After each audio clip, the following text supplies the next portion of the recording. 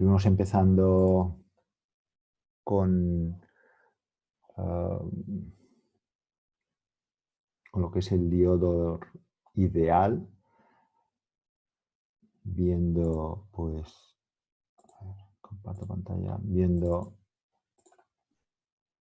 empezando con lo que es la unión PN en equilibrio, donde partíamos de una serie de premisas, como por ejemplo que la energía de Fermi era constante, que las bandas, diagrama de bandas lejos de la unión se han de asemejar a un semiconductor N en la zona N y P en la zona P, como si fuera aislado, y que a medida que me acerco, pues tengo que cuadrar de forma continua a las bandas que han de ir paralelas entre ellas. Esta es un poco la regla del juego, no solamente para, para saber cuál será el diagrama de bandas en equilibrio térmico en una unión de semiconductor tipo P y de semiconductor tipo N, sino para cualquier tipo de semiconductor, ¿no? Con lo cual esto lo vamos también a aplicar a otras circunstancias, ¿no? Entonces vimos que de forma natural se me crea un salto de potencial que lo que hace es confinar los mayoritarios en cada zona, ¿no? Aquí a la derecha tenemos mayoritarios electrones libres que están confinados por este salto de potencial, ¿no? Este salto energético que les impide moverse hacia la zona P y continua la difusión. Y viceversa, ¿no? Los huecos que están confinados en la parte izquierda, pues quieren maximizar su energía dentro de lo que es la banda de valencia y están confinados en la parte de la zona P, que es donde son mayoritarios, y se les impide ir a la zona N. No hay un equilibrio, ¿no? De hecho, de eso se trataba a la hora de hacer este análisis con la energía de Fermi única y constante, indicando que las corrientes totales ya no van a ser cero, y a corrientes totales nos referimos corrientes de difusión y corrientes de arrastre. Por lo tanto, aquí de forma natural ya vemos, por ejemplo, que justo en la zona de unión tenemos las bandas dobladas. Esto me da idea de la existencia de un campo eléctrico mucho más pronunciado que no en los extremos, que es plano. Recordad que el campo eléctrico es proporcional a la pendiente de estas bandas. Es decir, si la banda tiene pendiente cero, pues el campo eléctrico más o menos será cero aquí. Y aquí la pendiente es negativa, por tanto el campo eléctrico será negativo. Por tanto, aquí sí me aparece de forma natural un campo eléctrico que confina electrones y huecos en cada zona. De hecho, podíamos calcular lo que es esta caída de potencial, ¿no? De confinamiento, y también podíamos calcular cuál es la anchura de la zona de vaciamiento y más o menos tener una idea del orden de magnitud del campo eléctrico que se está expresando aquí.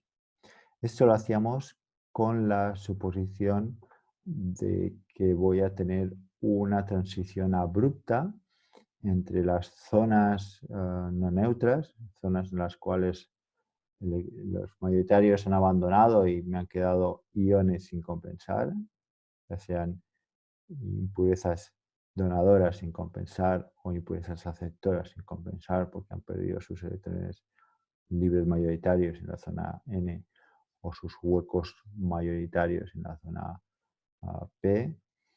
Y la suposición es esa, ¿eh? Una variación abrupta y un cambio de esa zona polarizada a una zona que vamos a llamar neutra, en donde la densidad de carga es cero. Y vamos integrando y obteníamos tanto el campo eléctrico como la caída de potencial, ¿no? Esta caída de potencial, esta phi es el potencial de Fermi, que conocemos el valor de los extremos, phi p y phi n en los extremos.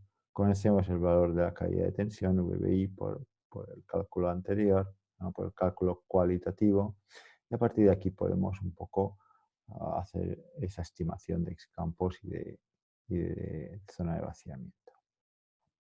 Y para tener una idea, esa zona más o menos para el silicio con los valores de dopaje que se daban en este ejemplo, pues teníamos del orden de media micra, ¿no? El siguiente objetivo fue el obtener o hacer un análisis de cuál era la corriente del diodo una vez polarizado.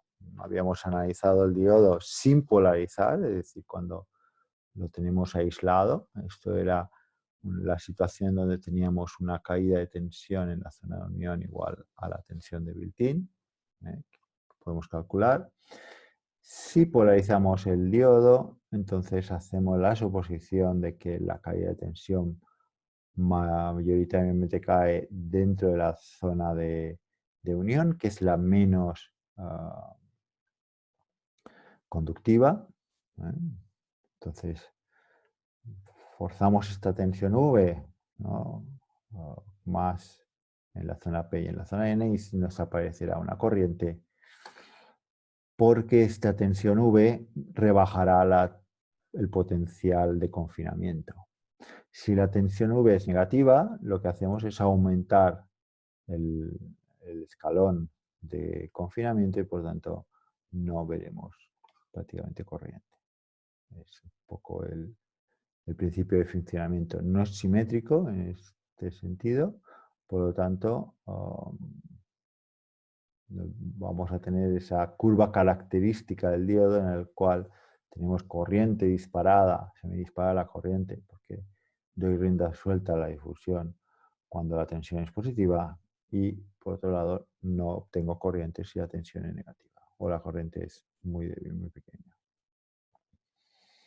Con esos análisis pues podemos ver también que en polarización directa, llamaremos polarización directa cuando esta V mayúscula es positivo, en polarización directa decrecemos la zona de vaciamiento, es más estrecha, y decrecemos el campo eléctrico para dejar, ¿no?,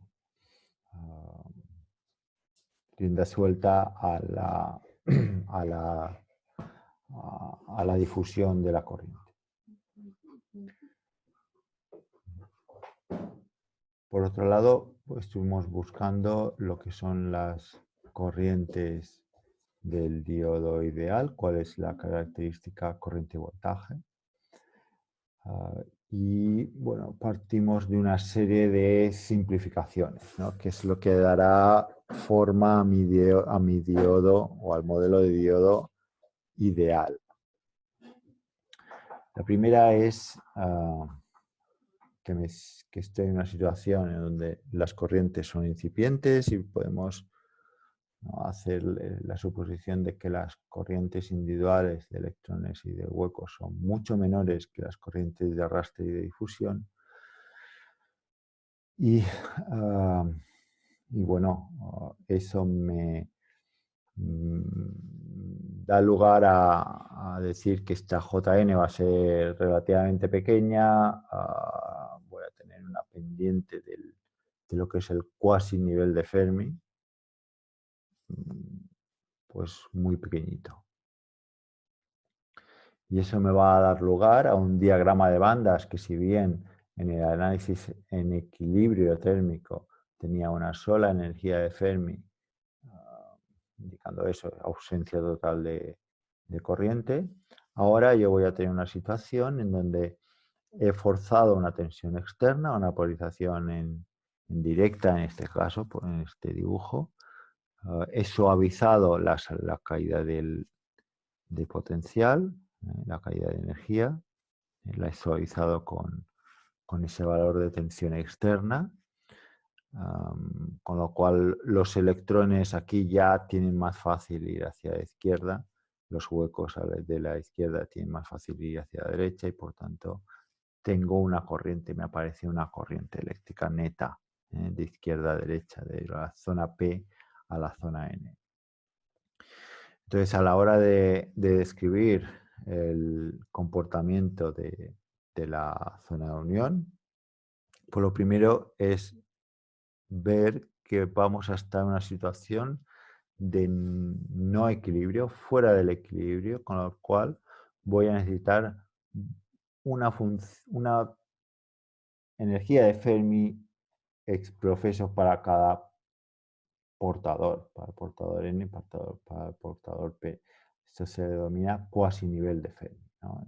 Que es un poco lo que veíamos en esta transparencia anterior, me he ido a 2 transparencias antes, en donde si bien en equilibrio tenemos estas expresiones que estamos utilizando bastante, ¿no? Estas 2 expresiones que estamos utilizando bastante para estimar P0 y N0, ¿no? Que es exponencialmente dependiente con la diferencia de tensión entre la energía de Fermi y la intrínseca, en donde entre el N0 y el P0 la diferencia es el signo en el argumento del exponencial, pues fuera del equilibrio vamos a utilizar la misma expresión. Cambiando la energía de Fermi común, que usamos común cuando el semiconductor está en equilibrio, ahora ya no será común. Tendré una energía de Fermi para los P y una energía de Fermi para los N. Y a esto les llamo los cuasi niveles de Fermi. Pues siguiendo estas expresiones en donde mi cuasi nivel de Fermi va a ser más o menos constante para la zona de unión, ¿no? Esto es para la zona de carga espacial, pues porque esas corrientes son incipientes y son relativamente pequeñas, pues yo dibujo en esta zona de unión estos 2 cuasi niveles, de forma que justo cuando salga de las zonas o cuando de esa zona de vaciamiento y pase a una zona neutra, el cuasi nivel de Fermi del mayoritario se mantenga constante.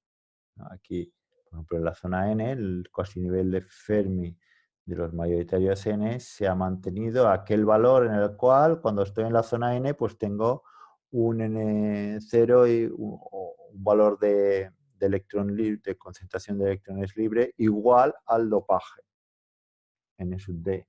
Y aquí lo mismo, cuando salgo de la zona de vaciamiento voy a tener una concentración de huecos igual a N sub A. Aquí ya no, porque aquí ya me baja la energía intrínseca, ¿eh?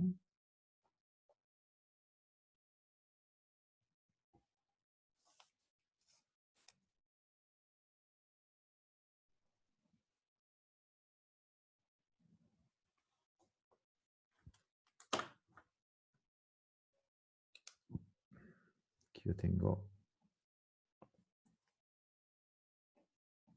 una energía intrínseca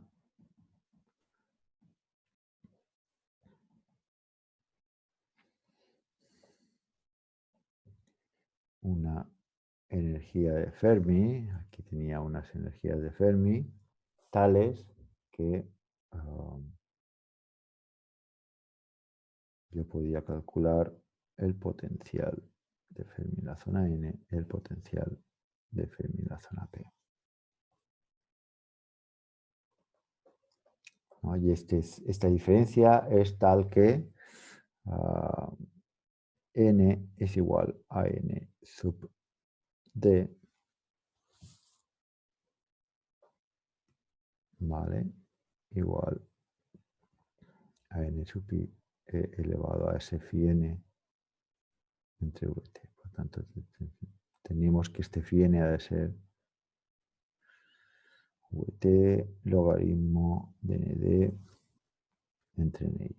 Esto era esta diferencia de energía energética que me hace que justo en este extremo yo tenga unos electrones libres igual al dopaje. Lo mismo para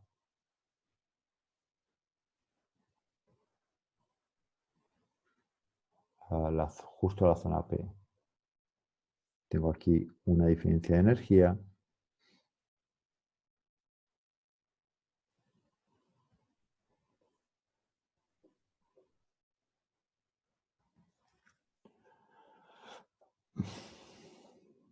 de signo opuesto al anterior, tal que tenemos que P es igual a NA, justo al borde de la zona de vaciamiento. Luego la hipótesis es de que yo aquí, esto ya se me convierte en cuasinivel, esto ya es cuasinivel de Fermi de los huecos y esto es el cuasinivel de Fermi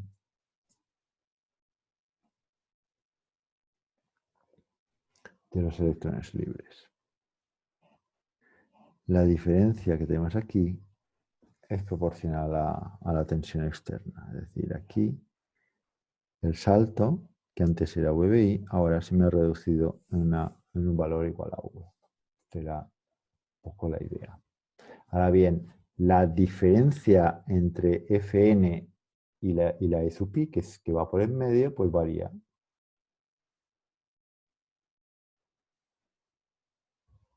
Ahora, justo en medio,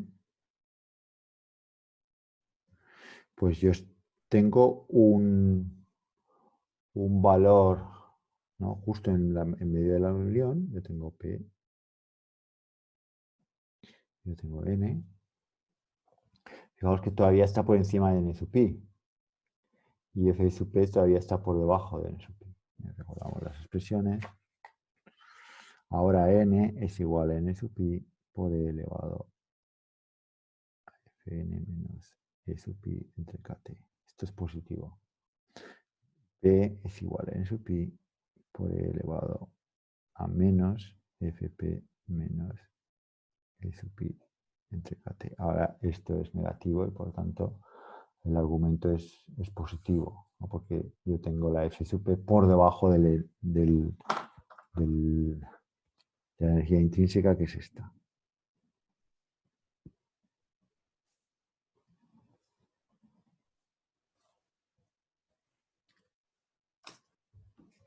Esto lo veíamos en el gráfico de las transparencias, cuando poníamos, ¿no? Aquí, justo en medio, el perfil de portadores está tanto de portadores electrón libre como hueco, están por encima del N sub i, que antes en equilibrio térmico más o menos esto era igual a N sub i,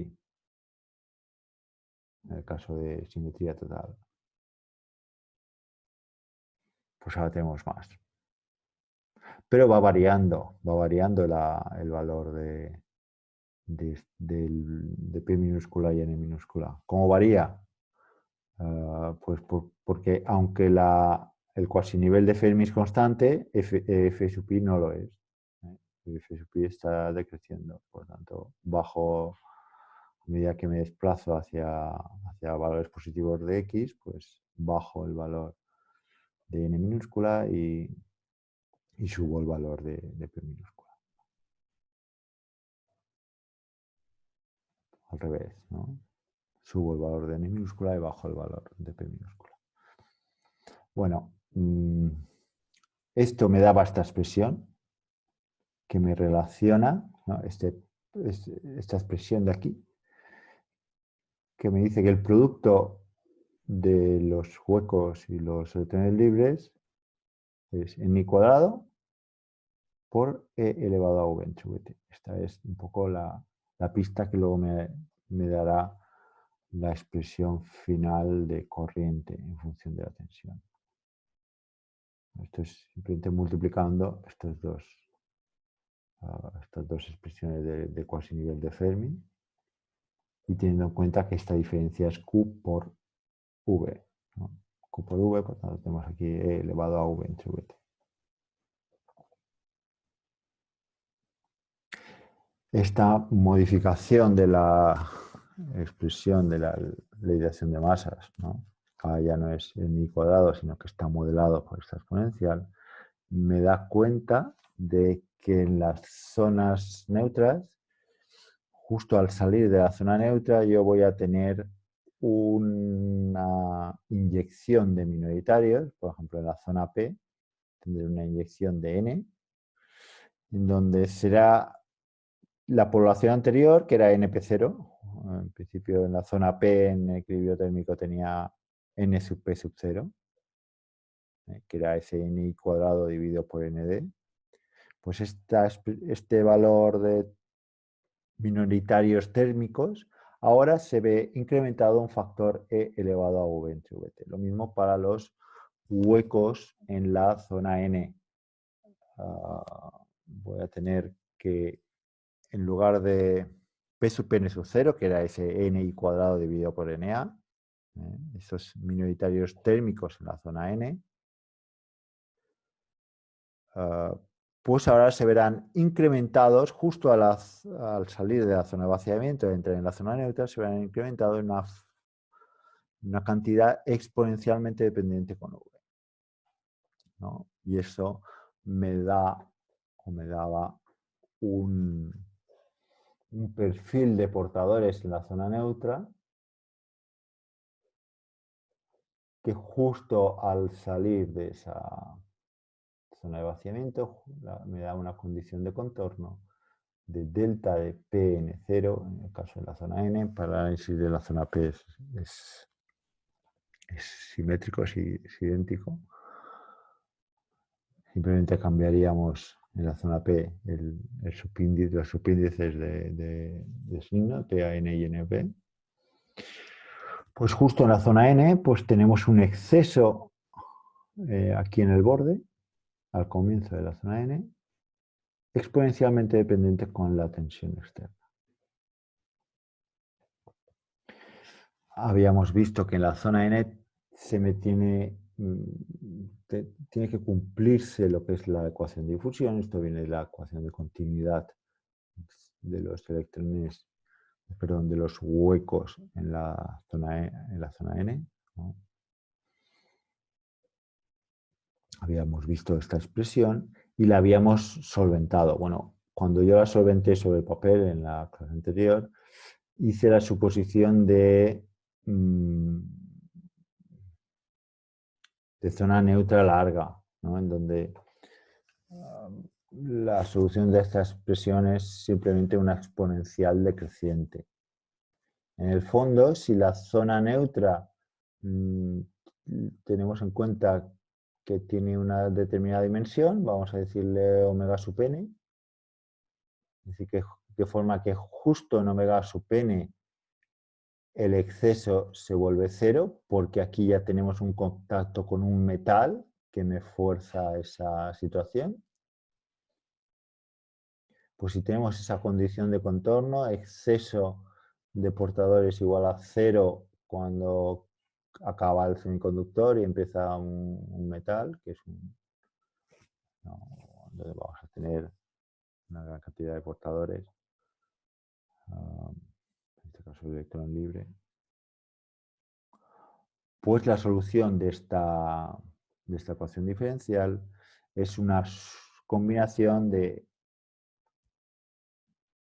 ¿no? Será una combinación, en este caso los minoritarios hueco en la zona n en función de x será a por e elevado a menos x entre Lp más p por e elevado a x entre Lp. Y ahora no hacemos igual a 0 la b. Si os acordáis decíamos, bueno, pues esta es exponencialmente, me diverge, no tiene sentido físico, decíamos. Pero eso es si tenemos que la zona neutra n es muy larga.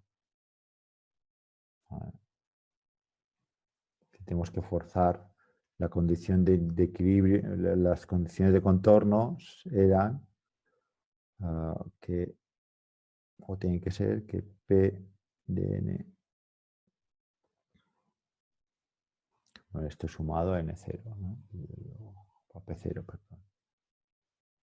Porque he puesto P sub n. Esto es el exceso de minoritarios en la zona n, en función de x. Pues las condiciones de contorno será que ese exceso en x igual a 0, pues son esos minoritarios que tendría que haber, que es n cuadrado entre n sub d, por e elevado a v entre vt. Este es el menos p sub 0. ¿eh? Es decir, los que hay menos los que habría si no hubiese tensión. Este es el exceso. Justo en x igual a 0, mi condición de contorno. Por otro lado, hay otra condición de contorno que es el exceso de minoritarios. Justo cuando se acaba el semiconductor, ha de ser igual a 0. En omega, vamos a poner omega sub n. Si omega sub n es igual a infinito, es decir, es muy larga la zona neutra, entonces mi condición de contorno es que B mayúscula sea igual a 0, pero solamente si omega n es igual a infinito. Si no es así, entonces llegamos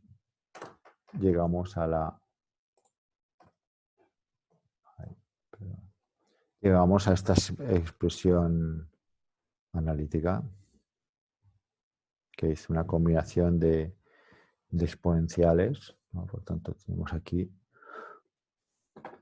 una combinación de cosenos y senos hiperbólicos. Esto es seno hiperbólico y esto es coseno hiperbólico. De x entre LP y x entre LP. LP, recordad que era la longitud típica de difusión de los portadores, en este caso los huecos en la zona N. Y TH, este TH es tangente hiperbólica. Omega sub n es esa longitud de la zona, ¿no? De la zona N, omega n. Y por tanto, esta es la solución genérica, no lo habíamos visto en la clase anterior, del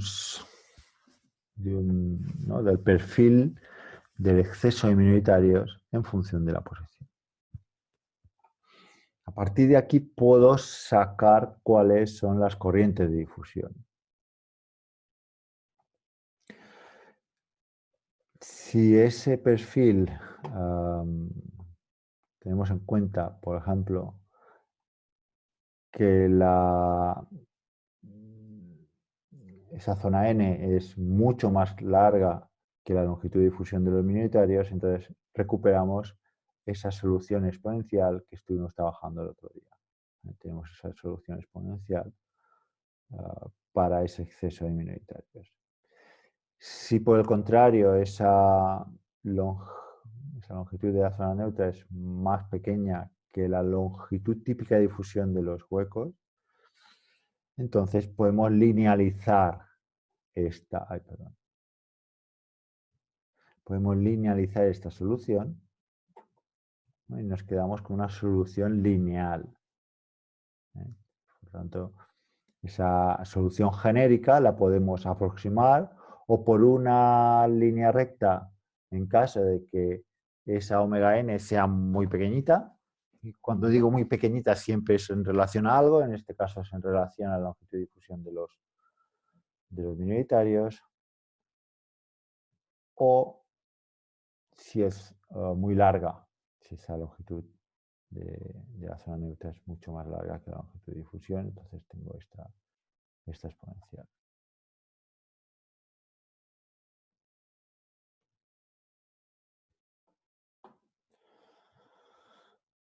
El caso es que yo puedo hacer una estimación de la corriente de difusión de minoritarios huecos haciendo esa derivada, ¿no? Es decir, esta es la expresión genérica, menos Q, una constante que es la constante de difusión de los huecos, por la derivada de los huecos P en la zona N por respecto de la posición. Recordamos que la derivada de la concentración de huecos es igual a la derivada del exceso de portadores. La dependencia espacial y temporal está en el exceso, porque los térmicos es algo constante en el tiempo y en el espacio. Ese valor de los térmicos es homogéneo, por tanto la derivada nula, con lo cual la derivada de la concentración de huecos respecto a la posición es lo mismo que la derivada del exceso de huecos respecto a la posición. hacemos esa derivada, derivamos esa expresión genérica de senos y cosenos hiperbólicos y tenemos esta expresión de aquí. Para la difusión de minoritarios en la zona neutra N. También decíamos,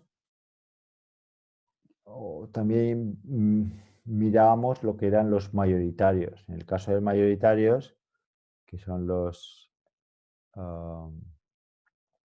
electrones libres, pues yo tendré corriente de difusión y corriente de arrastre. La corriente de difusión la puedo aproximar o relacionar con la corriente de difusión de huecos.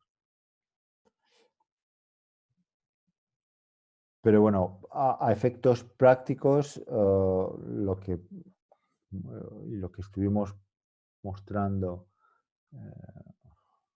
la semana pasada era que la corriente de arrastre de minoritarios la podíamos despreciar en relación a la corriente de arrastre de mayoritarios, ¿no? Decíamos que la corriente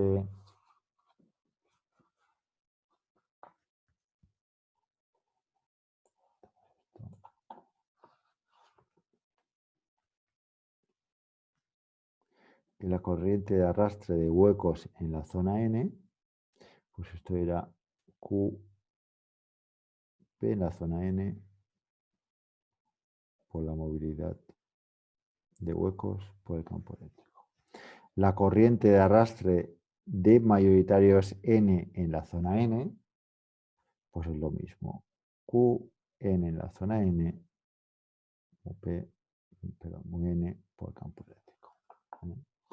Estas dos componentes forman parte de la corriente total. La corriente total, decíamos que tendremos corriente de arrastre de minoritarios más corriente de arrastre de mayoritarios más corriente de difusión de minoritarios más corriente de difusión de mayoritarios, ¿no? Es decir, para cada partícula pues tenemos una difusión y un arrastre, por lo tanto tenemos 4 componentes. De estas 4, si comparamos la corriente de arrastre de mayoritarios y de minoritarios, podemos llegar a la conclusión de que esta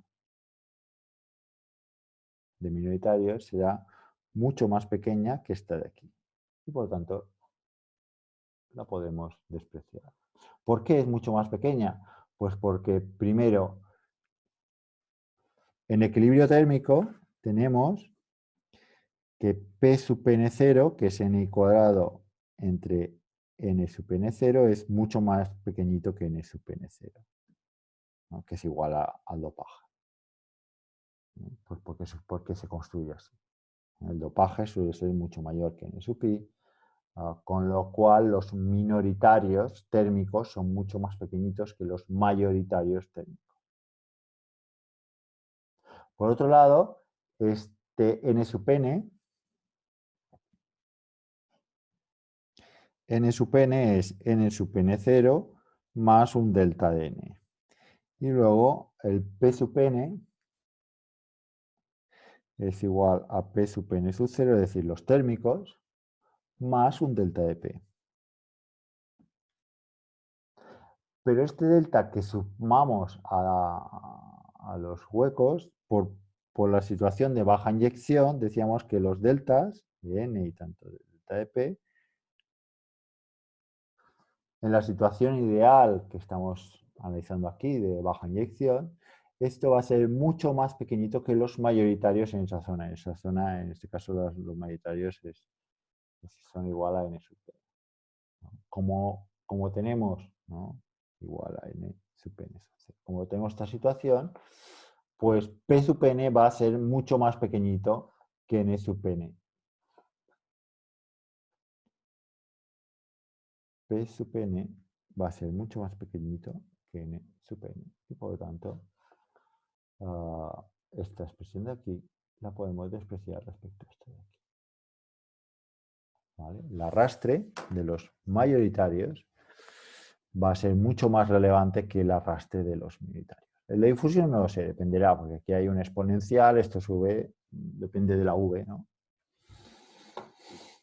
Si aumento la V, pues esto crece exponencialmente, esta corriente de difusión.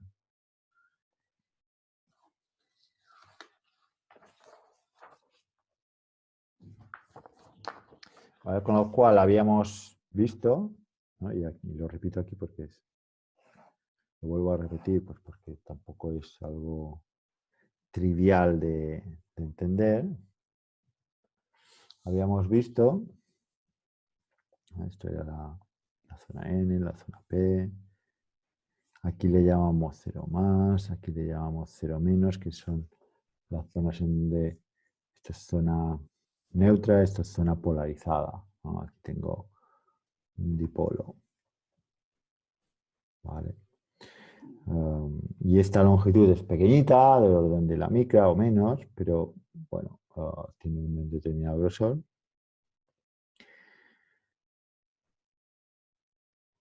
Justo cuando salgo de la zona de vaciamiento, le denomino 0 más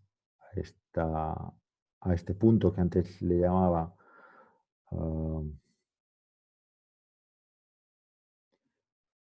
x sub p0 o x sub n, y esto era menos x sub p. En las transparencias hay esta nomenclatura. Ahora le llamo 0 más y 0 menos. Bueno, pues para calcular la corriente, decíamos, bueno, para calcular la corriente J, la J total, basta calcularla en un punto porque hay continuidad. Es decir, la J total no depende de la posición. Por lo tanto, lo puedo calcular, por ejemplo, un 0 más. Y decíamos, pues que la J total es igual, pues corriente de electrones en 0 más la corriente de los minoritarios en 0 más. Donde la corriente de minoritarios en 0 más, que es difusión y arrastre, solamente nos quedamos con la corriente de difusión. Aquí solamente nos quedamos con la corriente de difusión. Porque el arrastre de minoritarios pues es despreciable respecto a esto. Y esto era más o menos J0 por E elevado a V entre Vt menos 1. Esto, pues aquí hay senos y cosenos hiperbólicos, bla, bla, bla. En el caso de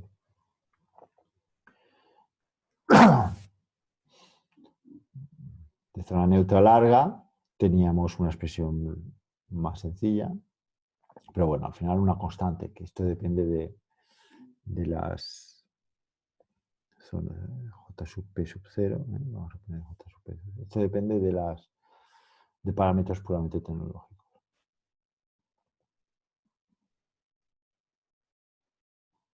Esto es la J de difusión de P en 0 más. La misma jugada podíamos hacer en 0 menos. En 0 menos podíamos ver que la J de difusión de minoritarios es J N0 EV entre VT menos 1. Y luego tenemos la corriente normal de mayoritarios huecos. Por tanto, esta JT era la J de mayoritarios huecos justo en 0 menos, más la corriente que tenemos de minoritarios electrón libre en 0 menos, ¿no? Y esto es igual a JP en 0 menos más este J sub N0 por E elevado a V entre VT menos 1.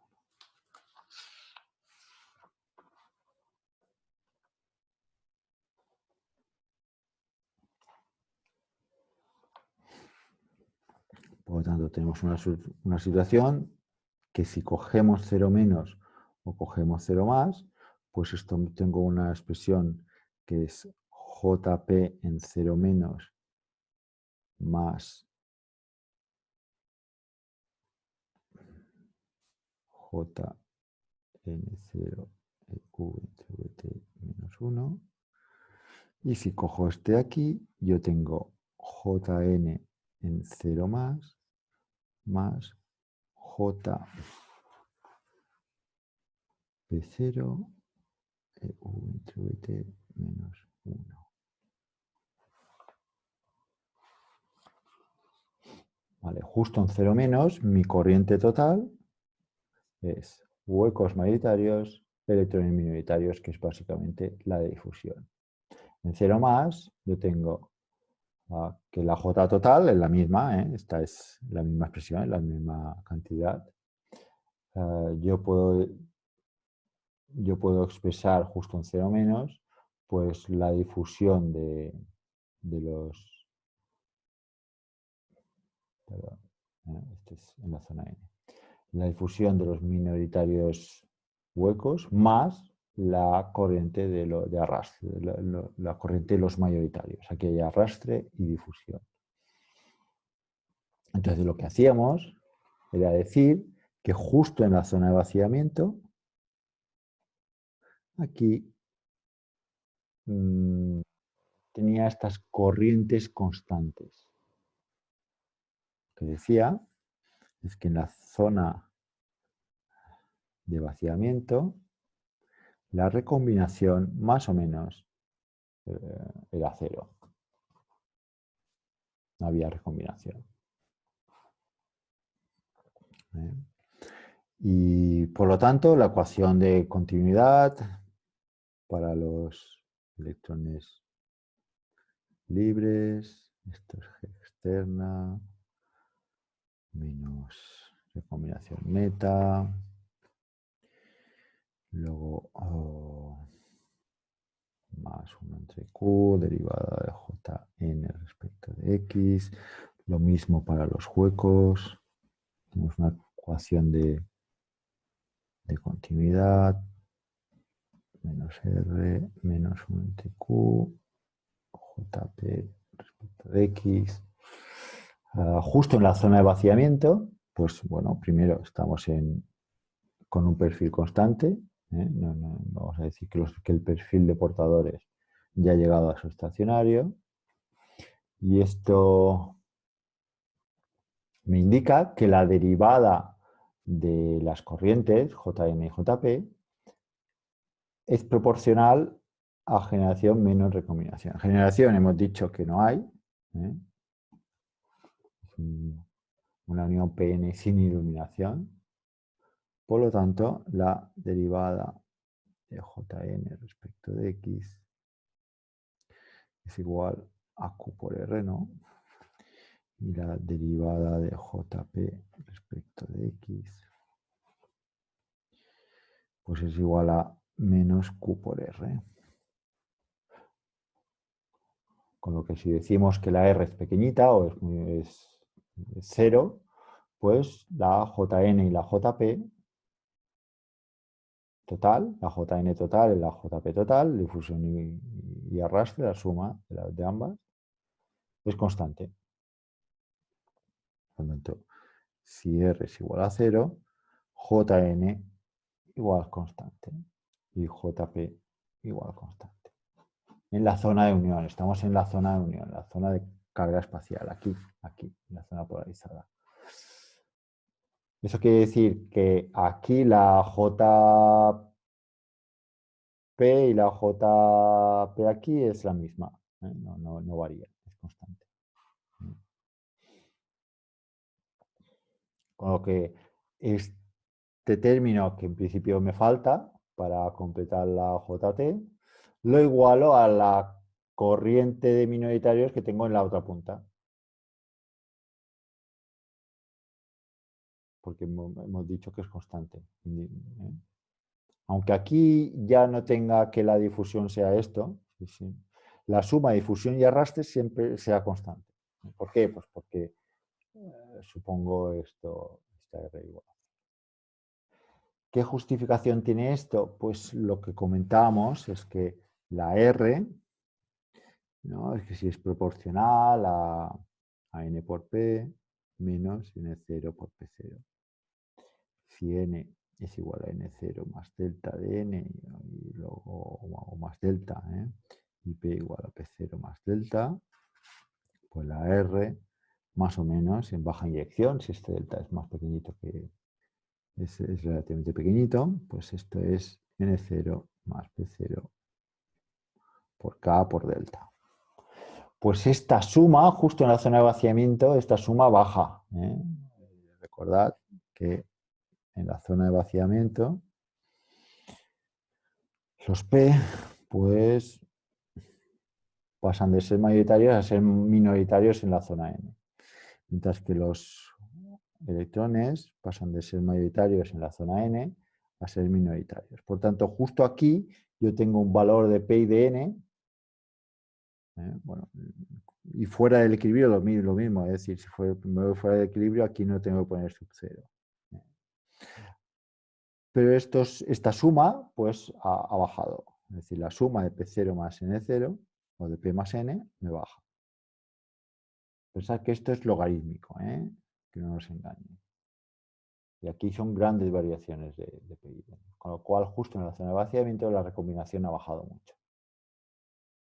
Porque esta suma de minoritarios, de hecho, a esto le llamamos zona de vaciamiento porque los portadores han desaparecido y han dejado de compensar nada. Entonces aquí ahí tengo muy pocos portadores.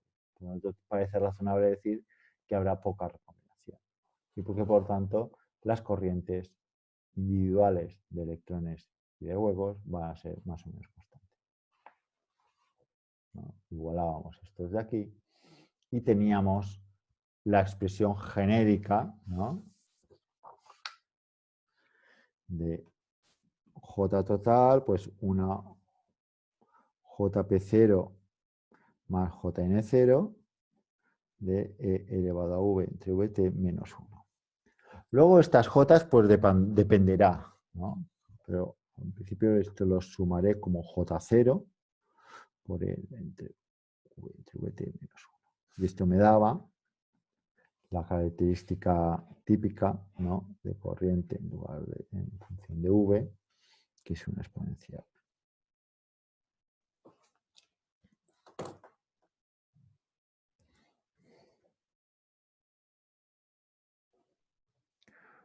Por tanto, esta situación de aquí, ¿no? que acabo de comentar, y luego la expresión final de una constante J0 por esta dependencia con la tensión que me viene, recordad, me viene de cálculo del exceso de portadores justo en la zona en el borde de la zona de vaciamiento. ¿No? Y por tanto tenemos esta corriente de característica exponencialmente creciente.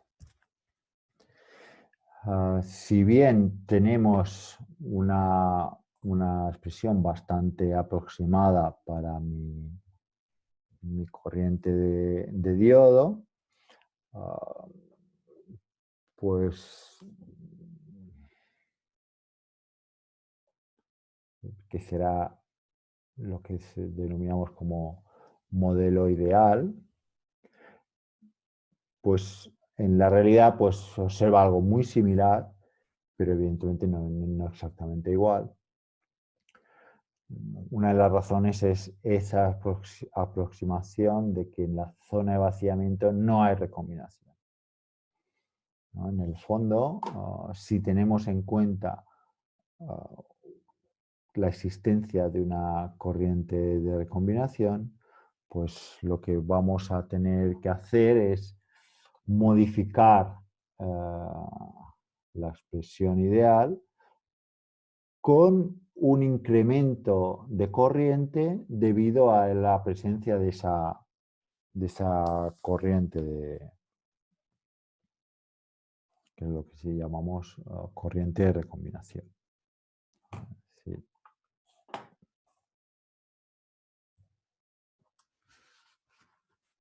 Partíamos de que, recordad, derivada de n, por ejemplo, respecto de t, que esto es 0, es g externa menos r más 1 entre q derivada jn respecto de x. Esto decimos que estamos en eliminación, estamos en el estado estacionario, con lo cual podemos hacer que, ¿no?, derivada de jn respecto de x era igual a q por r.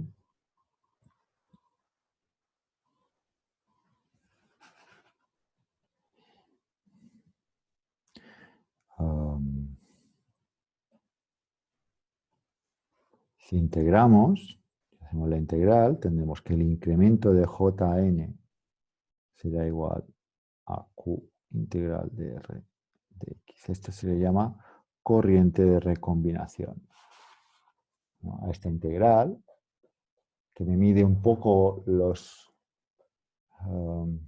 electrones que, entre comillas, me van a desaparecer en esa zona, ¿no?, y que entran y no salen. Pues eso es un incremento de la corriente. Un incremento de la corriente, de forma que si yo quiero conocer la corriente de electrones en 0 y relacionarla con la corriente de electrones en 0-, a esta corriente de electrones en 0- le tendré que sumar esa corriente a esa corriente de recombinación, ¿no?, ese extra.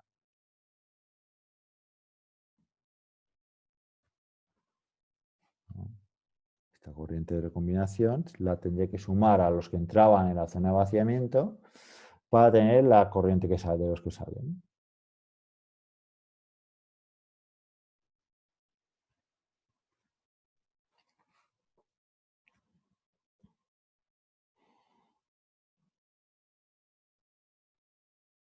¿Vale? En este caso esto es algo positivo, puesto que en el fondo los electrones van de derecha a izquierda. Por lo tanto, yo veo más corriente, ¿no?, en la zona N, ¿no? Si la corriente J va en este sentido, pues quiere decir que el flujo de electrones va en este otro. Por lo tanto, aquí entran unos cuantos y aquí salen menos. Con lo cual, en 0- tengo menos corriente que en 0+. Aquí tengo un extra debido a los que se han perdido aquí. Un extra de corriente. En relación a la corriente, ¿no?, a la corriente que me sale en 0-. Perdón. La corriente que me sale en 0-, pues será más pequeñita que la corriente que tenemos en 0+. ¿Cuánto más? Pues esta corriente de recombinación. Con lo cual, la corriente total, que decíamos que era la corriente de minoritarios en 0+, más la corriente de mayoritarios en 0+, pues ahora la podré poner, ¿no? Esto era JP0 por E elevado a V entre VT menos 1, más esta, que es esta suma. Corriente de recombinación más Jn en 0-. Jn en 0- más la corriente de recombinación. Y esta de aquí son los minoritarios en la zona P, los minoritarios electrones libres en la zona P, que era lo que decíamos Jn0 por elevado a V entre Vt menos 1. Esto es la expresión de diodo ideal, ¿no?, en donde la recombinación era 0. Si queremos tener en cuenta recombinación distinta de 0, le hemos de sumar un término, que volvemos a la presentación, le hemos de sumar un término, que es esta corriente de recombinación en la zona de vaciamiento.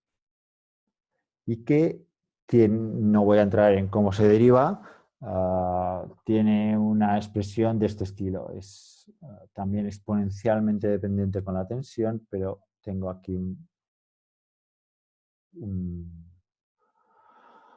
término 2vt en el denominador del argumento exponencial en lugar de un vt.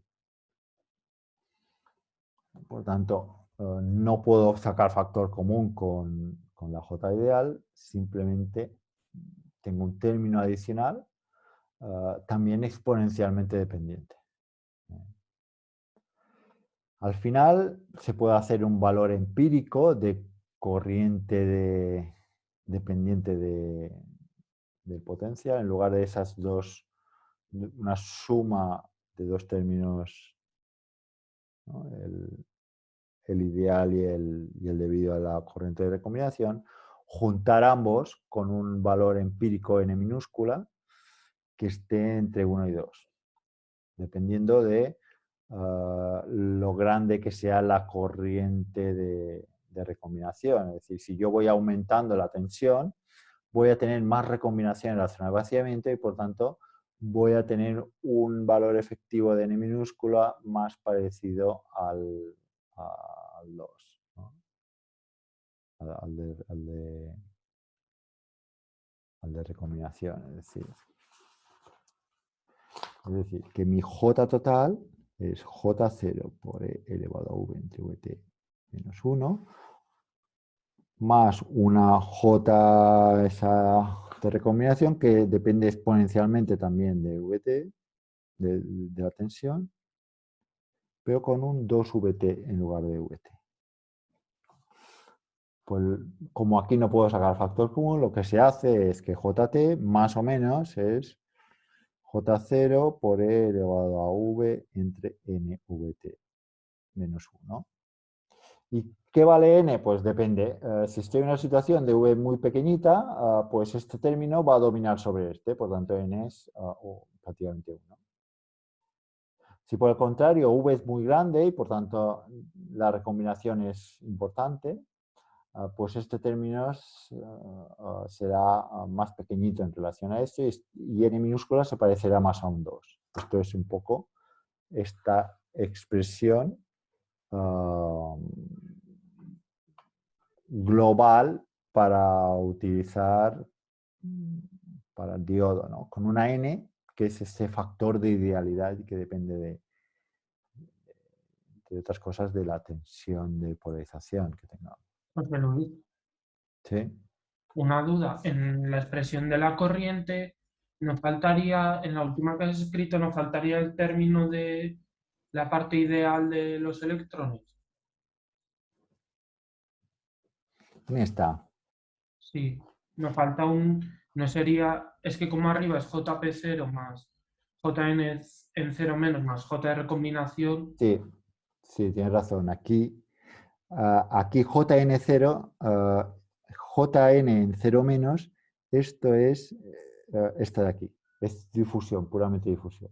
Vale, y abajo habría que sumarlo, ¿no? Claro, como los sumas, JN0 y JP0 se convierten en J0, Ah, vale. que es esta J ideal.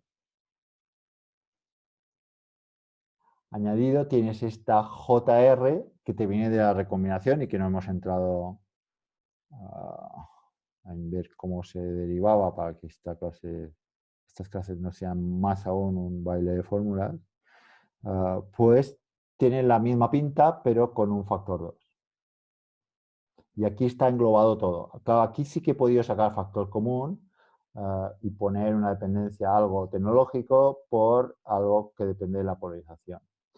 Si esta expresión de J de recombinación hubiese tenido la misma pinta, pues se hubiese vuelto a sacar factor común y tendría un J0 efectiva englobando a todo con E elevado a V entre Vt. Pero como no es así, no puedo sacar factor común. Entonces, o se utiliza esta expresión o se utiliza otra en la cual solamente con un término, que es lo que se suele usar, esto es muy de ingeniería, ¿no? El simplificar las formulaciones, que es utilizar uno solo, pero que en el exponente se utiliza este factor de idealidad, de forma que si n es igual a 1, pues quiere decir que la recombinación no juega un papel muy importante en esas condiciones de polarización y para ese diodo en concreto.